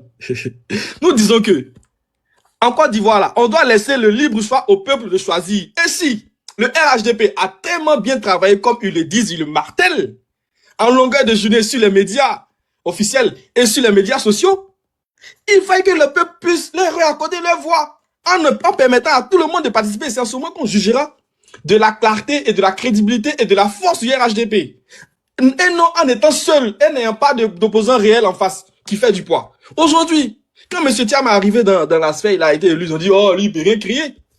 Mais au fur et à mesure, ils ont vu que il crée, en vrai, il a de l'influence, il a redynamisé le parti. Ce qui fait qu'aujourd'hui, tout le monde a peur. Tout le monde a peur. Il n'y a pas une journée en Côte d'Ivoire où on ne parle pas de Thiam, on ne fait pas de Thiam bashing. Mais je suis étonné. Vous n'êtes pas ivoirien. Vous connaissez peut-être M. Karim Ouattara. J'ai la capture dans mon téléphone. Je peux vous l'envoyer après. Il a dit que lui, il est séduit par la personnalité de M. Thiam. Si vous ne le savez pas, lorsqu'il y a eu la crise du Covid, M. Thiam fait partie de ceux qui ont été appelés par le continent, pas même pas par la Côte d'Ivoire, à venir réfléchir. Et moi, j'ai vu la vidéo, c'est le monsieur le président de la République qui disait, un jeune Ivoirien qui a été appelé, tu vois, pour mener une réflexion stratégique en vue de contrer la crise sanitaire Covid. Et c'est celui-là, vous allez dire qu'il a maté, il est parvenu. Et vous avez dit tantôt, que, mais qu'est-ce que M. Thiam a fait? Mais M. Thiam, quand il a fini son cursus ici en France, il a été dirigé, ce qu'aujourd'hui on appelle BNET, qui est le Bureau national d'études et techniques des travaux, dirigé. Celui-là, c'est lui qui a impulsé la création de ce département. Quand il est arrivé, il y avait une masse salariale d'expatriés qui faisait que c'était déséquilibré. Mais qu'est-ce qu'il a fait? Il a dit, soit vous aurez les mêmes salaires que les Ivoiriens, ou soit vous démissionnez. Il les a fait démissionner. Il a restructuré le truc. Quand M. Thiam est parti à Crédit Suisse, mais vous savez le bilan qu'il a fait à Crédit Suisse, même quand il est parti à Prudential en 2013, il a eu le prix de l'économie. Vous allez venir dire aujourd'hui que M. Thiam, qu'est-ce qu'il a fait? Et qu'il s'est parvenu. Si la Côte d'Ivoire... Cherchez-moi la vidéo des gens de Crédit Suisse à la télévision, les animateurs, là, le temps quand on apprête ça dans moi, mais j'ai la vidéo aussi, mais il veut. Ah, la vidéo. Il était même en grand, tu nous montres un peu. C'est qu'il disait sur le plateau de télévision pour Crédit Suisse, le bilan de Crédit Suisse. Bah oui. Ne rentre pas dans ça, faut continuer. Faut pas rentrer. D'accord. Donc, en fait... T'aimes ça, hein, Fabio? En fait, aujourd'hui, tout ce que les gens ils font là, c'est parce que c'est la panique. Sinon, si M. Thiam n'est pas venu en Côte d'Ivoire, il connaît rien, il est nul. Mais c'est le peuple qui va l'en aux élections. Pourquoi est-ce que maintenant M. Kokora, qui est militant RHDP, va porter plainte pour lui pour dire qu'il n'est pas ivoirien? Mais c'est ces choses-là, on parle, et vous venez, vous commencez à raconter tout et n'importe quoi. Vous essayez de manipuler l'esprit des gens faibles. Mais nous sommes contre. Je préfère m'arrêter là et répondre parce que sinon, moi, je vais faire comme vous, mais je ne vais pas faire comme vous. Je préfère laisser le temps de parole. Même la vidéo là, même la vidéo. Attends, Miel, je prends les 3 dernières minutes de... Non, tu vas te donner après lui, parce qu'il sent qu'il y a la souffrance. C'est à moi, Miel, pendant la parole. Attends, calmez-vous, you are calmos. Mais Miel, il lui reste 3 minutes. C'est opposant, parti au pouvoir, pas de pouvoir. Vous devez parler comment? Mon petit, mets la vidéo là, c'est qu'ils ont... Non, je vais chercher la vidéo dans mon PC parce que je ne vais pas le jouer sur mon portable. Je cherche dans mon PC et puis je Et puis, voilà, et puis il te met en grand. Oui. Cherche. Flavio, faut parler. Pendant ce temps, je cherche la vidéo. Faut chercher. Voilà, cherche vite, hein. Merci. Flavio. Vous n'allez pas nous faire... Non, laissez Flavio, pardon, ils ont souffert, pardon. Vous êtes trop intense pour eux, pardon. Laissez-les quand même. Voilà, vous n'allez pas nous faire le débat de crédit. Allume-les, Flavio, allume-les. Faut pas avoir pitié d'eux. Allume-les. Et pour clore ce débat-là, regardez, Carlos Ghosn, grand dirigeant de l'alliance Renault-Nissan, vous avez vu comment il a quitté la tête de cette alliance-là, accusé de détournement de fonds. Carlos Tavares, grand dirigeant du corps de chez Renault, qui a quitté la direction incessamment avant le terme prévu de sa mandature. Comment il s'appelle? Dominique Strauss-Kahn. Vous avez vu comment il a quitté la tête comment dirais-je, du FMI. Donc vraiment, un grand dirigeant là, ça ne s'explique pas par la façon dont tu parles. Ça n'a rien à voir. Les hauts postes là, on peut partir de manière, je veux dire, lambda ou de manière spectaculaire. Ça ne change rien. Il a trouvé la vidéo si elle veut bien. Attends, ça ne change rien. Fini, et puis on fait écouter ce qu'on disait étudiant, et puis on prend quelqu'un d'autre. Vas-y, Flavio, allume-les. Ça ne change rien à la compétence d'un haut dirigeant. Donc vraiment, revenez sur terre. Le président Tidjane Thiam là, c'est quelqu'un de compétent. Quand il quitte le Crédit Suisse, pour ceux qui ne savent pas, quand il quitte le Crédit Suisse là, il est au conseil d'administration du Kering. C'est une société de luxe, pour ceux qui veulent se renseigner. Il est également au niveau de Publicis, qui est une compagnie de publicité assez mondialement connue, en tout cas très connue en France. À côté de cela, il est nommé comme expert par le pape pour réfléchir à un capitalisme plus humain. Il est dans la banque d'investissement du Rwanda. Donc, il est nommé par l'Union africaine pour donc la relance de l'économie africaine à l'issue du Covid. Donc, quand on est incompétent là, on ne peut pas après une démission d'un poste, on ne peut pas avoir tous ces postes là après. Donc vraiment, sortez de ce faux débat là. Moi, je veux pas qu'on perde le temps là-dessus. Je voulais dire un propos à NCH. NCH, au fait, moi, je te comprends. Ça fait 40 ans que Paul Biya est là, il n'a jamais fait 1 kilomètre de goudron. Donc, quand toi, tu vois que le président Ouattara a fait quelques goudrons, bien quelques ponts, toi, tu es émerveillé. Je comprends ton émerveillement, mais nous là, nous, ça nous dit rien. Parce que depuis les années 70, on a eu un président, le président Houphouët-Boigny, qui a fait des ponts, qui a fait des buildings, là où il y en avait très peu dans les pays africains. Donc nous, on n'est pas émerveillés par ça. Je comprends ton émerveillement pour le président Alassane Ouattara. Mais nous autres là, nous on lutte, je répète, écoute bien, parce que ça tu ne perçois pas. Nous on lutte pour l'instauration d'une démocratie véritable en Côte d'Ivoire, où le peuple décide. Écoute bien, où le peuple ivoirien décide en toute liberté. C'est le combat qu'on mène. Donc, ce combat-là, il ne peut pas s'accommoder de quelqu'un qui, je veux dire, a grandi dans un environnement dictatorial comme toi. Parce que dans ton pays, depuis ta naissance, tu as le même président. Donc, l'alternance, là, c'est pas quelque chose que tu connais. Le choix du peuple, là, c'est pas quelque chose que tu connais. Mais nous, on lutte aujourd'hui, là, véritablement, pour que le peuple ivoirien, en toute indépendance, choisisse qui le dirige. C'est ça notre combat. C'est ça. Donc, je comprends que tu as du mal à percevoir ça et tu es dans des confusions, des raccourcis intellectuels sur la politique ivoirienne. Mais je te comprends et je t'en veux pas. Parce que quand on apprend de la politique de notre pays à partir de livres, des missions, on n'a pas toute la réalité. On n'a pas toute la réalité. On a des bris d'informations sur lesquelles on fait des raccourcis et c'est bien dommage. Mais bon, si tu étais ouvert au dialogue et vraiment à une certaine forme d'explication, j'allais pouvoir t'aider. Mais malheureusement, tu es dans la propagande du RDR, malheureusement. C'est cette voie-là que tu as choisie. Mais cette propagande-là ne passera pas. En démocratie, là, on ne dit pas parce que le président il a construit des ponts, il travaille bien, c'est lui qui doit rester. C'est pas comme ça marche. C'est pas comme ça. Quel que soit ce qu'il a fait, c'est le peuple qui décide. C'est le peuple qui lui donne sa légitimité. Si le peuple estime qu'il a vraiment bien travaillé, dans les urnes, le peuple le plébiscite. C'est pas ses partisans ou bien un tiers qui dit non, il travaille bien, il doit rester. Ça, c'est pas de la démocratie. C'est pas de la démocratie. Et vraiment, c'est difficile d'expliquer des trucs aussi, je dis classiques, à t'expliquer des choses aussi classiques. La démocratie, c'est le peuple qui décide. En toute liberté. Voilà. Donc, voilà, je vais... Ah, ok, j'ai du temps encore. C'est que j'ai allumé. Donc, voilà. Nous, aujourd'hui, là, en fait, quand on insiste, c'est pour ça. Nous, on lutte aujourd'hui pour voir en Côte d'Ivoire venir un homme de qualité. Le président Tidjane Thiam, là, tu as vu son parcours. C'est un parcours excellent, exceptionnel. Un parcours comme rares d'Africains ont eu la chance d'avoir. Et on estime qu'à travers le parcours qu'il a eu, il a développé des compétences managériales d'un niveau exceptionnel. Et ces compétences-là, on veut les voir au sommet de notre nation. Parce que la Côte d'Ivoire est un pays infiniment corrompu. Infiniment corrompu. Et dans lequel la politique, elle est faite de manière, je veux dire, avec une certaine forme de népotisme, d'ethnopolitique, parce que les Ivoiriens ne sont pas toujours évalués par leurs compétences intrinsèques. Et ça, c'est une difficulté. Mais NCH, pardon, arrête de me boycotter, ferme ton micro. Je vais appeler Paul Biya, il va venir fermer ton micro. Hein. C'est lui qui peut mettre au Cameroun. Ferme ton micro. Alors, donc comme je disais, tu vois, tu m'as fait perdre le fil. C'est horrible quand même. Alors donc, je disais que le président Tidjane Thiam, par son parcours, par le parcours d'excellence qu'il a eu, de travail qu'il a eu, nous, on souhaite que cette valeur-là, cette valeur de travail-là, il puisse la mettre au sommet de notre nation et faire en sorte que chaque Ivoirien pense dans son imaginaire le plus profond que évoluer dans la société se fait uniquement par le mérite de son travail, pas par un autre critère que celui-là. Et que dans son conscient, de son inconscient, il imprime cela. Voilà, c'est pour ça que nous on lutte. Parce que c'est de ça la Côte d'Ivoire a besoin. Sinon le modèle du RDR actuel là, ce modèle népotique de minutes, ton jeune frère a montré une vidéo, hein. Faut pas oublier. Oui, je vais le laisser une minute, il va faire ça. Quand on me coupe, je pète. La gouvernance du RDA actuellement là, on a déjà vu ça. Où on nomme les copains, où on se choisit entre nous.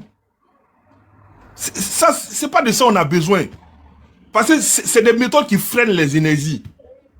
Aujourd'hui là, si tu n'es pas RHDP, tu n'as pas le droit d'être un DG. Tu peux pas être un DG en Côte d'Ivoire pour servir la nation. Même si tu es compétent. Même si tu es compétent, même si tu es bon, tu n'auras pas cette chance-là. Parce qu'il faut crier d'abord à dos un Dieu pour pouvoir avoir la possibilité de servir ta nation. Ça, c'est un modèle que nous, on recuse. Donc, c'est pour ça qu'on ne sait pas. Et la seule personne qui a en capacité d'instaurer ça, c'est le président Tidjane Thiam.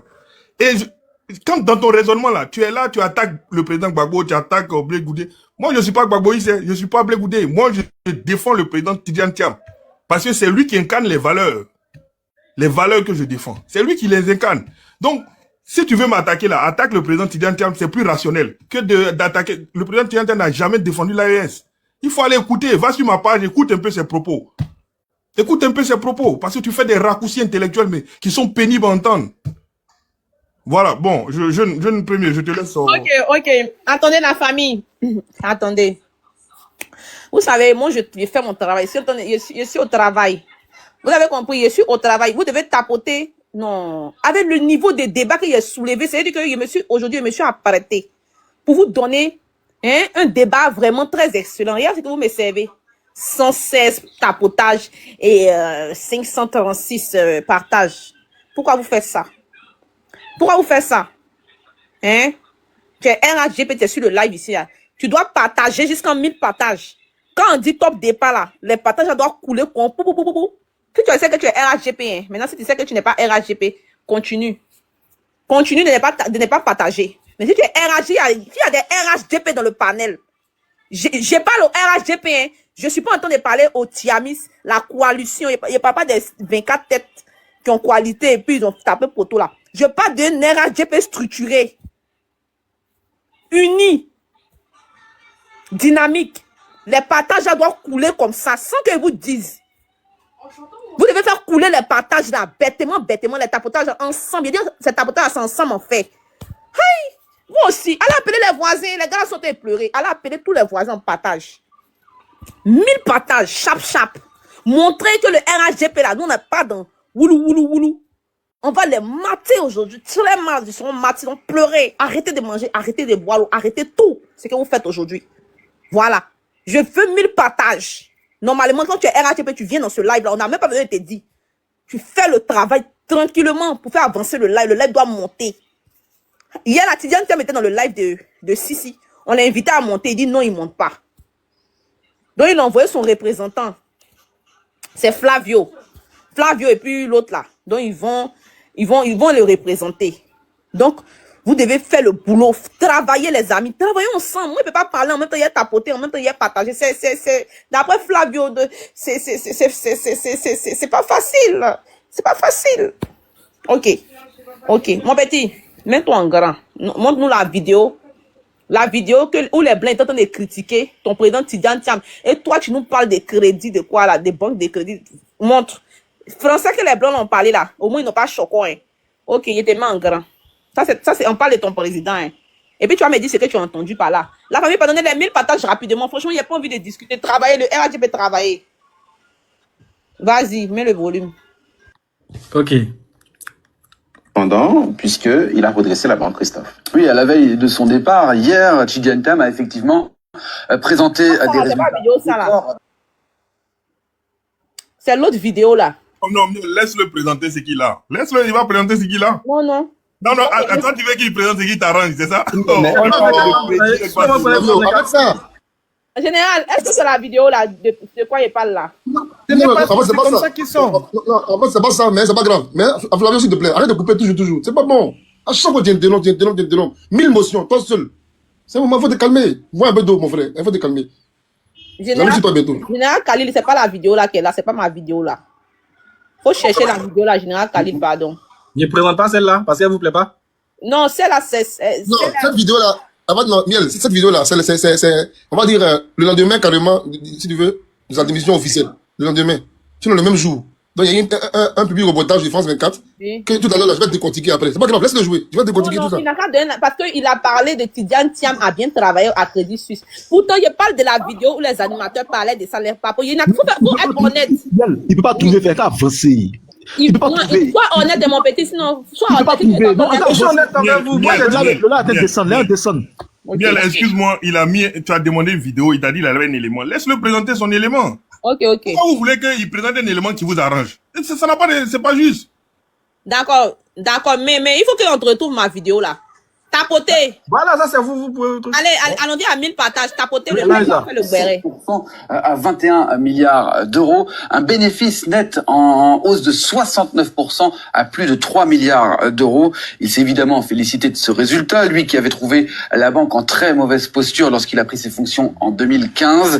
Ses premiers mois à la tête du groupe ont d'ailleurs été marqués par une chute vertigineuse de l'action du groupe qui était divisée par deux pendant toute cette période.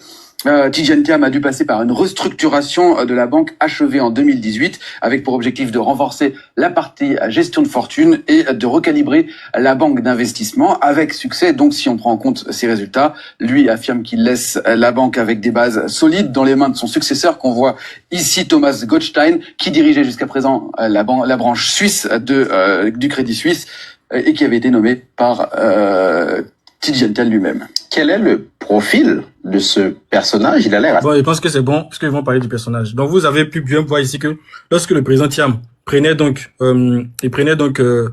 Crédit Suisse était dans un état piteux, mais avec ses politiques de réajustement, comme l'autre le disait, mais qu'est-ce qu'il a... Crédit Suisse là, quels sont, il a été accusé de quoi? Pardon, trouvez-moi la vidéo là, pardon, le live va buzzer. S'il vous plaît, trouvez-moi la vidéo là. Non, je suis d'accord avec vous. Vous pouvez présenter non, votre les vidéo. Dofou là, s'il vous plaît, arrangez-vous à trouvez-moi la vidéo là. Les critiques, pardonnez, vous demande pardon. Non, c'est pas qu'après les vidéos, soit on commence à les déconstruire. Oui, on les déconstruit, mais la vidéo là, la vidéo simplement. Non, la on vidéo va pas trouver vidéo là. simplement. On va pas trouver. Dofou, moi, il va aller chez vidéo. Parce que la vidéo simplement veut dire beaucoup de choses. La Mais vidéo ça va, simplement veut dire beaucoup. Non, non, parce que même les blancs les ont déconstruits. On va ajouter. Pardonnez, trouvez-moi la vidéo là. Eh, regarde, mon frère NCH, pardon, trouve-moi la vidéo dont je parle. Où les animateurs étaient à la télévision et puis ils ont commencé à parler de Tidjane Thiam, qu'il a magal l'argent de. Trouve-moi la vidéo là. Miel, on n'a pas besoin de vidéo. Nous, on déconstruit Tidjane Thiam ici. Il faut te calmer. On n'a pas besoin de vidéo. Non, mais il y a besoin de faire pour qu'ils me sentent bien. Il a dit, il faut te calmer. Il a mis vidéo, non. Nous, on le déconstruit. Il faut te calmer. Calme vidéo, on n'a pas le temps. En tout cas, moi, je vais chercher ma vidéo. En tout cas, il est arrivé, Crédit Suisse était en berne et il a mis une politique de restructuration en place et il a réussi. J'avais dit tantôt que quand il prenait Prudential, c'était pareil et il a restructuré Prudential jusqu'à ce qu'il a été grand prix de l'économie en 2013. Je te reviens. Tout voilà. Mais je la vidéo moi-même. Parce que je l'avais, il m'avait refouillé dans mes trucs. Je pas dit chercher la vidéo, ça c'est pas au sérieux, hein. Faut pas au sérieux. Tu dis, il a restructuré la banque. Il dit qu'il a eu grand prix en 2013. Il a pris la banque en 2015. Donc, il sait pas si c'est rétroactif, mais c'est quoi. Donc, il faut bien l'écouter. Non, t'as dit, il a dit Prudential. Il a dit Crédit Suisse. Non, faut bien voir tes langages, hein. Non, mais c'est toi qui suis pas, en fait. Parce que Flavio, lui, là, tu vas lui taper. Général Kaline, sors. Non, laisse-moi prendre mon deuxième temps de parole. Ah, tu veux prendre ton deuxième temps? D'accord. Voilà, mais Kaline vient d'arriver. Il n'est pas encore parlé, mais miel. Moi, quand papa, moi-même, tu me bois, même, il m'exprime. Non, laisse de vous parler, s'il vous plaît. Laisse de vous parler d'abord, puis ensuite. Attendez. Parce que les RAD Plateau, tout le monde est pimpant. Mais je veux que moi, je vais chercher la vidéo. Dofou, je vais chercher la vidéo, il te revient, il parle. Je vais chercher la vidéo. Pourrissement. Laisse-moi mon second. Comment expliquer une telle culture de prise de risque? Non, NCH, s'il te plaît. On n'est plus ici. C'est probablement la question la plus difficile. Si on essaye de comprendre, je pense vraiment que ce genre de choses arrive insidieusement. Et quand ça continue, et que personne ne crie stop, ni à l'intérieur de l'entreprise, ni à l'extérieur, ni dans les médias, ni en politique, ni des surveillants du marché, alors une sorte de pourrissement peut se développer. Tout Crédit Suisse est devenu pourri. Et cela ne peut pas s'expliquer autrement. S'ils sont toujours présents dans tous les scandales, presque tous, et gros, en tant que banque suisse, avec une conception suisse de la qualité, alors vous n'êtes fondamentalement plus correct. Vous n'êtes plus réglo. Et pendant ce temps, c'est la fête au bonus. Selon nos confrères du Tages Anzeiger qui ont pris leur calculette, les top managers de Crédit Suisse, dont les PDG et les présidents de conseils d'administration, se sont distribués 32 milliards de francs de rémunération ces 10 dernières années. Les bonus, les rémunérations sont grotesques. Finalement, ce sont les contre-performances qui ont été récompensées. Qui peut comprendre cela ?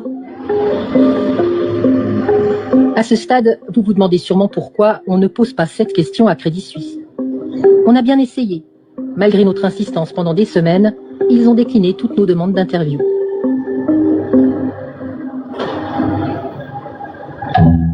Mais les top managers sont-ils seuls coupables d'avoir coulé le paquebot Crédit Suisse en perdition? Dans le fonctionnement d'une banque comme Crédit Suisse, les actionnaires sont les propriétaires, surtout les plus gros. Chaque année, lors de l'Assemblée générale, ils élisent le conseil d'administration et votent les rémunérations, y compris les bonus.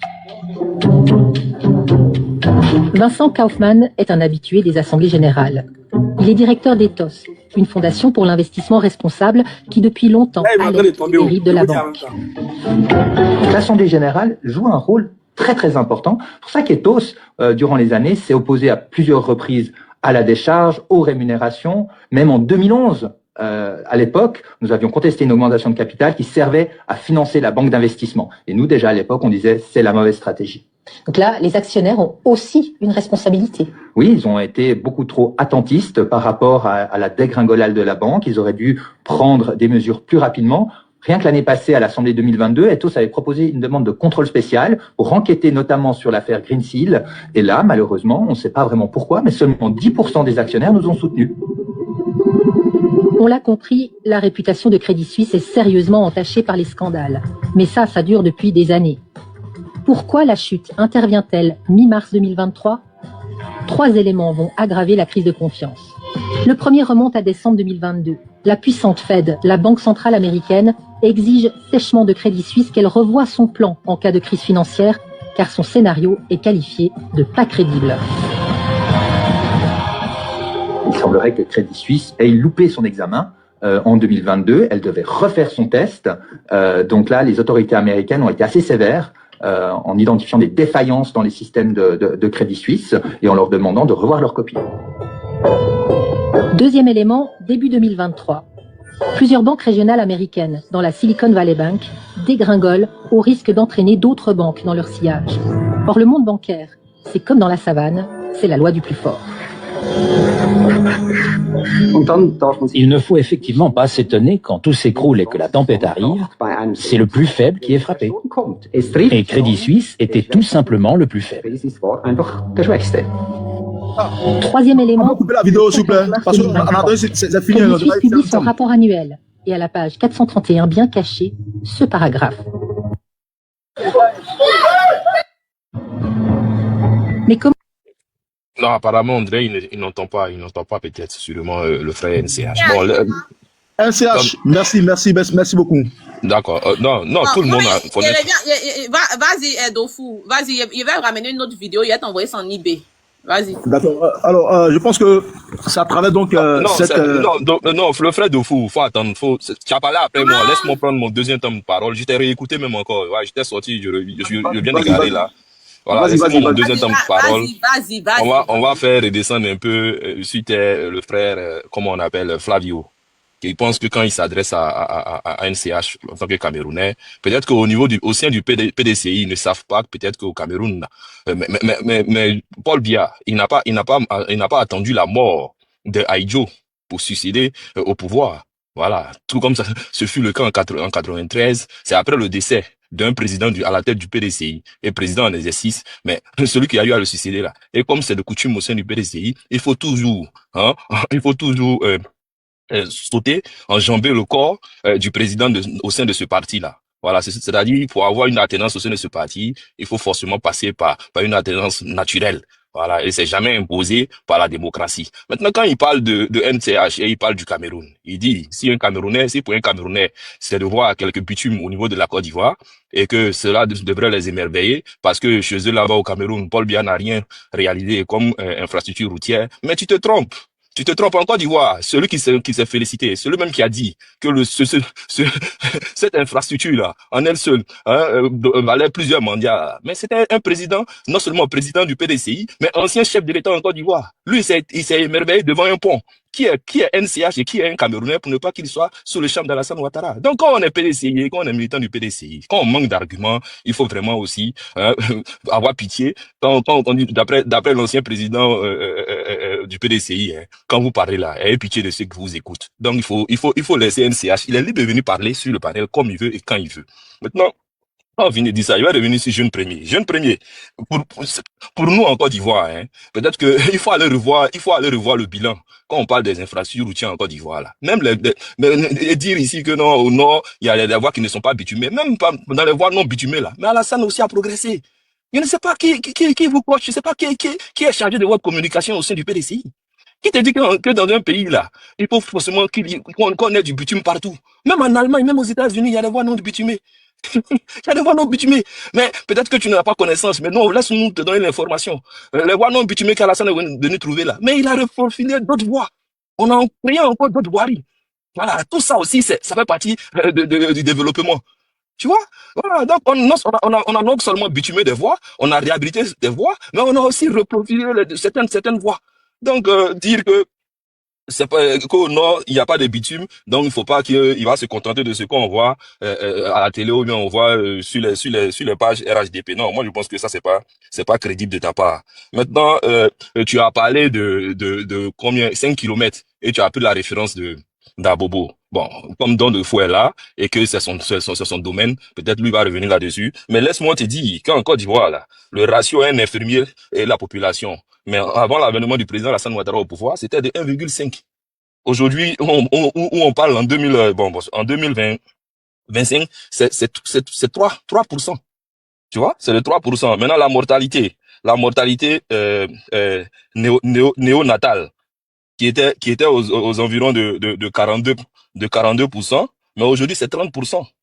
Maintenant, on va parler des chiffres. Le taux de mortalité maternelle pour 100 000 naissances vivantes, qui était sur 100 000 naissances en Côte d'Ivoire, on enregistrait déjà plus de 700 décès. Mais aujourd'hui en Côte d'Ivoire, on a divisé ce chiffre-là par 2.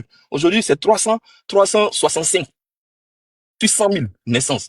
Donc, nous, on parle avec des chiffres. Maintenant, le taux brut de mortalité en Côte d'Ivoire, qui avoisinait les 13% avant l'avènement du président Alassane Ouattara, aujourd'hui, c'est de 8%. Ça, ce sont les chiffres. Et c'est vérifiable par tout le monde. Est-ce que tu vois que au sein du PDCI aujourd'hui, vous préférez nous faire du tiam bashing pour pouvoir nous parler que du tiam, son certificat de nationalité, oui? C'est parce que, à part son passage à la tête du Crédit Suisse, à part tout ce qu'il peut raconter sur sa personne, je suis le neveu d'Oufoué, je suis héritier, à part le matriarcat au sein du PDCI, et tiam, vous n'avez rien à proposer aux Ivoiriens. Vous n'avez rien à proposer aux Ivoiriens. Donc, nous, on n'a pas peur. On ne fuit pas les débats. Donc, Flavio qui parle ici, Flavio, s'il te plaît, il faut laisser NCH. Il est libre de venir parler de la politique ivoirienne. Parce que même ton président de parti, mais il cherche quoi? Il allait chercher quoi au Gabon? Quand il conseillait le président gabonais. Il cherche quoi auprès de trucs Kagame? Maintenant, il a quoi aussi à toujours prendre l'exemple du Sénégal. Et il allait aussi chercher quoi? Au sein de l'Union européenne. Il n'est pas européen. Et la Côte d'Ivoire ne veut pas partie des pays membres de l'Union européenne. Donc, sincèrement, dit à un autre confrère qui n'est pas libre de venir parler parce que tout simplement, il ne parle pas en faveur de ton mentor. Non, c'est rabaissant et c'est fut même le débat démocratique. Il est libre de venir parler, de donner ses opinions. Ça ne dérange personne. Voilà, ça ne dérange personne. Et il ne s'en cache pas. Lui, au moins, il n'a pas caché sa nationalité dans les placards pour essayer de monter sur notre palais pour dire qu'il est NCH, mais il vit en Côte d'Ivoire et qu'il serait ivoirien. Non, lui, il le déclare. Il dit, moi, je suis camerounais, mais je suis sous le charme du président Alassane Ouattara. Il n'a pas une double nationalité cachée quelque part. Voilà, donc on ne va pas lui demander de renoncer à sa nationalité camerounaise avant de s'intéresser à la politique ivoirienne. Donc, je chute par là, miel sucré. Merci. Et je ferme mon micro. Bon, moi, j'aimerais dire que c'est pas parce que tu as fait le plus grand parcours ou bien tu as travaillé dans les institutions les plus grandes de ce monde que ça veut dire que tu es plus à même de diriger un pays. Xi Jinping n'a pas le plus grand parcours de la Chine, mais pourtant c'est lui qui est le président de la Chine. Vladimir Poutine n'a pas le plus grand parcours de la Russie, mais il est le président de la Russie et il dirige très bien son pays. Donc, il faudrait qu'on arrête de dire, oui, tiens, il a été ça, il a fait ci, il a fait ça, il a fait ci, il a fait ça. Blé Goudé, je dis bien, Blé Goudé pourrait, je parle au conditionnel, pourrait mieux diriger la Côte d'Ivoire que Tidjane Thiam, malgré que Tidjane Thiam a un meilleur parcours que lui. Blé Goudé pourrait mieux diriger la Côte d'Ivoire que Tidjane Thiam. Les gens du PDCI doivent comprendre que démocratie ne veut pas dire absence de règles. La démocratie ne veut pas dire absence de règles. Monsieur Tidjane Thiam, après nous avons montré sa pusillanimité en ayant fui en Europe, en ayant travaillé pour les Européens pendant plus de 20 ans, revient tout subitement en Côte d'Ivoire sans même prendre la peine de vérifier sa nationalité. Il a voulu tuer tout le monde, il a été pris la main dans le sac Et il accuse le président Alassane Ouattara. Mais qu'est-ce que le président Alassane Ouattara a à voir dans ça? Est-ce que c'est le président Alassane Ouattara qui a dit à Thiam de ne pas se débarrasser de sa nationalité française avant de se présenter à la primature du PDCI et du coup, à la primaire plutôt, à la primaire du PDCI et par conséquent à la primaire de la présidentielle? Moi, franchement, il faudrait que les gens du PDCI arrêtent cette manipulation, cette démagogie. Il y a Flavio qui a dit que M. Ouattara et puis les gens du RADP devraient avoir honte de l'élection présidentielle de 2025. Mais moi, je dis plutôt que c'est vous le PDCI, c'est vous les gens de l'opposition qui devraient avoir honte de l'élection de 2025 parce que vous ne faites qu'abrutir les Ivoiriens. Vous ne faites que détourner les Ivoiriens de la réalité. Vous ne faites que détourner les réels problèmes de la Côte d'Ivoire, les réels problèmes des Ivoiriens. Au lieu de venir vous asseoir et parler de n'importe quoi, vous pourriez venir vous asseoir et parler des vrais sujets. Des vrais sujets. Quand on va vous entendre, on va dire, ah, vraiment, celui-là, vraiment, ils sont présents. Mais on ne voit que de la démagogie. On ne voit que de la manipulation. Aussi, vous avez dit que la Côte d'Ivoire n'est pas un pays démocrate. Mais si la Côte d'Ivoire n'était pas un pays démocrate, est-ce que vous, actuellement, vous allez être sur ce panel en train de parler? Est-ce que l'événement que vous avez organisé aujourd'hui, est-ce que vous auriez pu organiser cet événement-là si la Côte d'Ivoire n'était pas un pays démocrate? Non, vraiment, au bout d'un moment, il faut arrêter de raconter du n'importe quoi. Il faut arrêter de parler de ce qui n'est pas vraiment nécessaire pour la Côte d'Ivoire. Thiam, aujourd'hui, il est responsable de sa situation. C'est le seul responsable de sa situation. Il a menti aux Ivoiriens, il a menti aux partisans du PDCI EDA, il a voulu duper tout le monde. Aujourd'hui, ça l'a rattrapé. C'est son problème à lui. Le président Alassane Ouattara n'a pas peur de Thiam. Qui est Thiam devant le président Alassane Ouattara en Côte d'Ivoire? Qui est Thiam devant le président Alassane Ouattara en Côte d'Ivoire? Pour que le président Ouattara va prendre des mesures, va faire des cajolettes pour écarter M. Thiam. Au bout d'un moment, il faut arrêter. Et puis, les gens parlent de la dette. Mais la dette en Côte d'Ivoire aujourd'hui, c'est 36% du PIB. Alors qu'en 2010, la dette, c'était 50% du PIB. Vous imaginez? Avec une dette 3 fois supérieure, c'est 36% du PIB. Alors qu'en 2010, c'était 50% du PIB. La Côte d'Ivoire ne fait même pas partie des 12 pays africains à haut risque de surendettement. La Côte d'Ivoire ne fait même pas partie des 10 pays, des 20 pays africains les plus endettés. La Côte d'Ivoire n'est que le 5e pays de l'Afrique de l'Ouest le plus endetté, malgré que nous soyons le pays le plus développé de l'Afrique de l'Ouest. Donc, au bout d'un moment, il faudra que vous arrêtiez de parler de ce qui n'est pas vrai. Il faudra que vous arrêtiez de mélanger l'esprit, de mélanger les Ivoiriens. Franchement, il faut élever le débat. Il faut vraiment élever le niveau parce qu'à vous entendre, ce n'est que de la manipulation totale. Ce n'est que de la manipulation totale. Qui est M. Thiam? Qui est le PDCI? Vous dites que M. Alassane Ouattara veut écarter M. Thiam. Mais le PDCI, par le passé, a écarté M. Alassane Ouattara sans raison. Sans aucune raison, M. Alassane Ouattara, il a été écarté. Mais il n'a rien dit. Il a pris son chemin, il est parti. Vous, aujourd'hui, vous voulez détruire la Côte d'Ivoire, vous voulez déstabiliser la Côte d'Ivoire. M. Thiam, il s'en va en Europe pour aller parler aux Européens. Mais qu'est-ce qu'ils peuvent nous dire? Ils peuvent rien nous dire. Comment M. Thiam, lui qui prétend à une souveraineté totale, peut aller plier les Chines devant les Européens pour dire que oui, venez m'aider. Mais ils vont faire quoi? Ils peuvent rien nous faire. Qu'est-ce que les Européens peuvent dire à M. Ouattara? Ils peuvent rien nous dire. Nous sommes un pays souverain. Nous sommes un pays souverain. M. Thiam gagnerait mieux à rentrer en Côte d'Ivoire, essayer de rentrer, et essayer de régler cette situation de manière subtile avec le président Alassane Ouattara, plutôt que d'aller en Europe, d'aller manigancer tout, parce que ça n'amènera à rien. Ça n'amènera à rien. Donc, franchement, il faudrait que les gens du PDCI se ressaisissent. Il faudrait que M. Thiam se ressaisisse et qu'on avance, franchement. Donc, voilà un peu. Je vais chuter. Ok, donnez la parole à Doufou. Motion, ils vont prendre des... Doufou, s'il te plaît, je vais poser juste une petite question.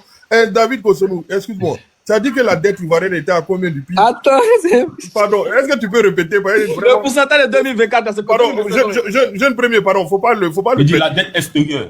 La dette extérieure de la Côte d'Ivoire. N'a pas dit 36% du pays. Attends, jeune premier, faut pas te presser. On va l'attraper. On va l'attraper tout de suite, là. Tu dis la dette extérieure, elle a combien du PIB? 36% du PIB. Alors qu'en 2010, elle était à 50% du PIB. 36% du PIB. Oui. Tu as eu tes chiffres là où? C'est dans la case, tu as trouvé tes chiffres là, c'est ça? Quelle case? Mais la case du NDR, parce que c'est là-bas seulement tu peux avoir des chiffres pareils. Bon, je laisse le général Karli corriger tout ça là, parce que vraiment, le NDR, vous nous fatiguez. Vous m'en sortez. En tout cas, les gars, corrigez votre gars, parce que là, il est en erreur. On vous laisse le temps de... C'est bon, laisse nos gars tranquilles. Doufou n'a qu'à prendre la parole. On s'est dit Doufou n'a qu'à prendre depuis là. Ok, merci les gars. Alors, jeune premier, j'espère que tu vas bien. Alors, Flavio, 10 minutes, j'étais obligé de prendre mon médicament. Ou pas, tu vas la caméra, il peut me faire comprimer par Astamol parce que j'avais très mal à la tête. Fabio, tu partais dans tous les sens. Non, Fabio. Pourquoi? Fabio, il y a trop d'estime pour toi. Tu parles dans tous les sens sans le fil conducteur.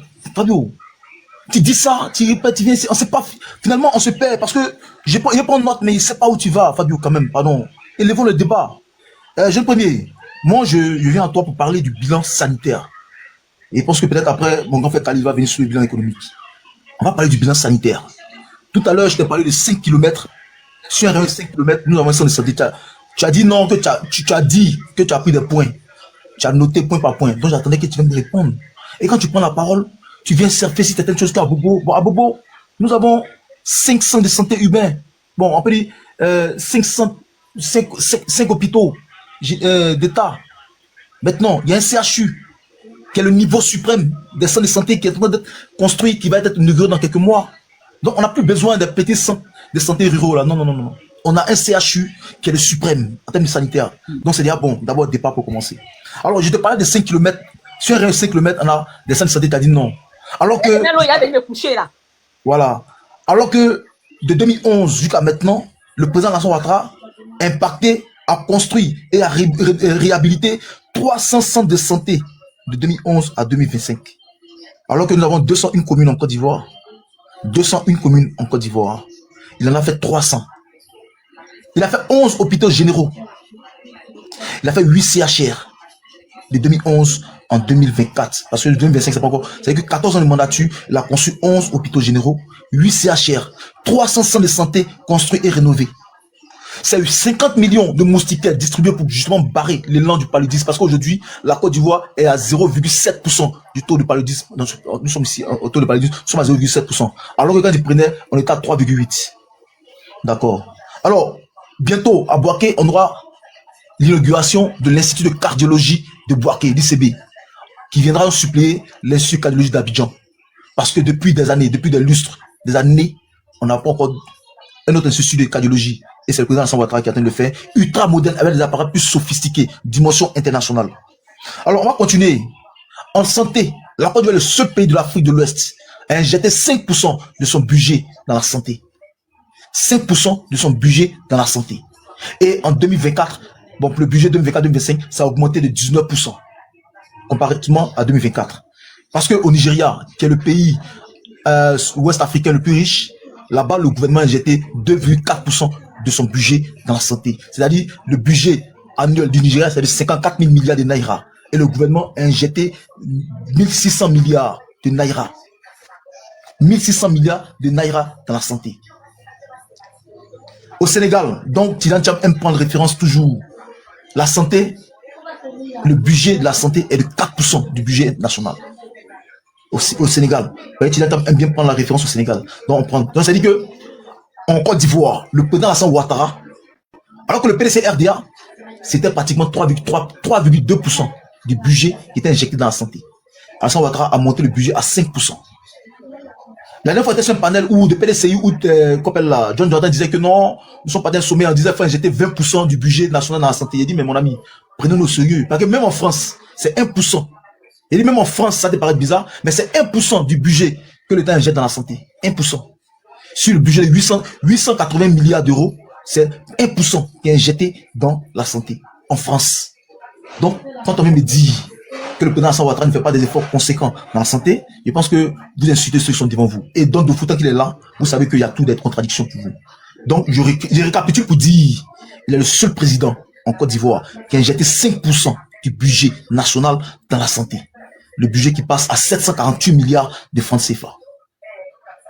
Donc, quand vous n'avez pas les chiffres, ne venez pas dire que rien n'a été fait. Alors, c'est de dire qu'il y a un seul de santé dans chaque 5 rayons, 5 km.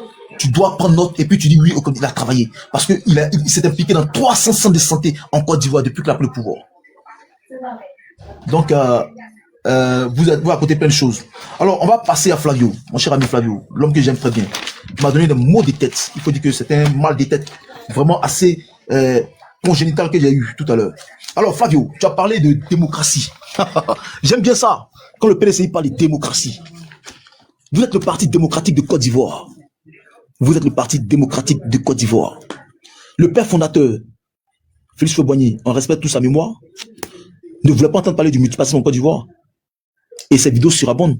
Il a dit qu'il ne veut pas de multipartisme en Côte d'Ivoire. Alors que le PDCI, c'est le Parti démocratique de Côte d'Ivoire. La liberté d'expression. Il a dit qu'il ne veut pas de multipartisme en Côte d'Ivoire. Qu'il aurait des partis ethnie baoulé, parti BT, il ne veut pas de ça.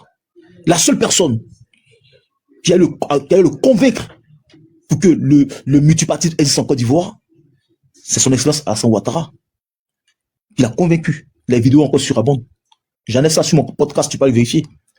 Donc, Alassane Ouattara a convaincu Félix Houphouët-Boigny de faire de la démocratie en Côte d'Ivoire. Parce qu'il voulait que tout le monde s'exprime. Alassane Ouattara. Et toi, tu nous dis, la Côte d'Ivoire n'est pas un État démocratique. Alors que Henri Konan Bédié, votre mentor, dont Tidiane Thiam était donc membre de son gouvernement, Henri Konan Bédié a exclu Laurent Gbagbo. Il a exclu Jenny Kobenan, à l'époque, qui avait fondé le PDC-RDR, pardon, le RDR, dont après on a eu donc le Front républicain avec Laurent Gbagbo. Ils ont été exclus des élections en 1995. Est-ce que c'était démocratique? Est-ce que c'était inclusif? Non, on ne me dira pas. On vient à l'époque de Laurent Gbagbo qui aujourd'hui prône l'inclusivité électorale. Mais lui et Guy Robert ont écarté votre mentor Bédié et Alassane Ouattara. Avons-nous parlé d'inclusivité? Non, ce n'était pas une élection inclusive ni démocratique. Parce qu'à l'époque, le RDR pesait dans le droit ivoirien. Parce que quand on a fait les élections municipales, le RDR l'a remporté haut les mains, haut les cœurs. Donc c'est pour dire que si le RDR passait, faisait les élections présidentielles, c'était haut les mains qu'Alassane Ouattara prenait le pouvoir. Vous l'avez écarté. Là, on ne parle pas d'antidémocratique. Vous avez acclamé ça. Il y a Jeune Riche qui m'a parlé de taux de participation aux élections, que c'est pas une élection qu'on appelle la légitime. Je pense que c'est Jeune Riche ou c'est sûr, en vous de noter ça. On va aller pas à pas, les amis. En 95, Henri Konan Bédié a écarté donc Laurent Gbagbo et Jenny Kobenan s'est retrouvé à 49,87% de taux de participation. Donc après le PDC a monté ça parce que après ils ont dit non, ils ont décrié non, ils ont monté à 51% pour avoir la légitimité en Côte d'Ivoire. On vous concède ça parce que c'était ce candidat. On vient en 2000, Laurent Gbagbo qui s'est dit le plus grand démocrate et l'homme le plus populaire de Côte d'Ivoire. On n'exclut pas qu'il soit populaire en Côte d'Ivoire parce qu'il a rivoté, il s'est battu avec Houphouët-Boigny. Mais quand Laurent Gbagbo qui va aux élections en 2000, non, laisse-moi finir par lui. Quand Laurent Gbagbo qui va aux élections en 2000 avec Guy Robert, qui nous offre un taux de participation de 36%. Est-ce qu'il est légitime en Côte d'Ivoire? Non, je ne pense pas. Parce qu'il n'a pas atteint 50%. Donc il n'a pas de légitimité. Mais aujourd'hui, c'est vous qui dites que Gbagbo est le plus populaire de Côte d'Ivoire.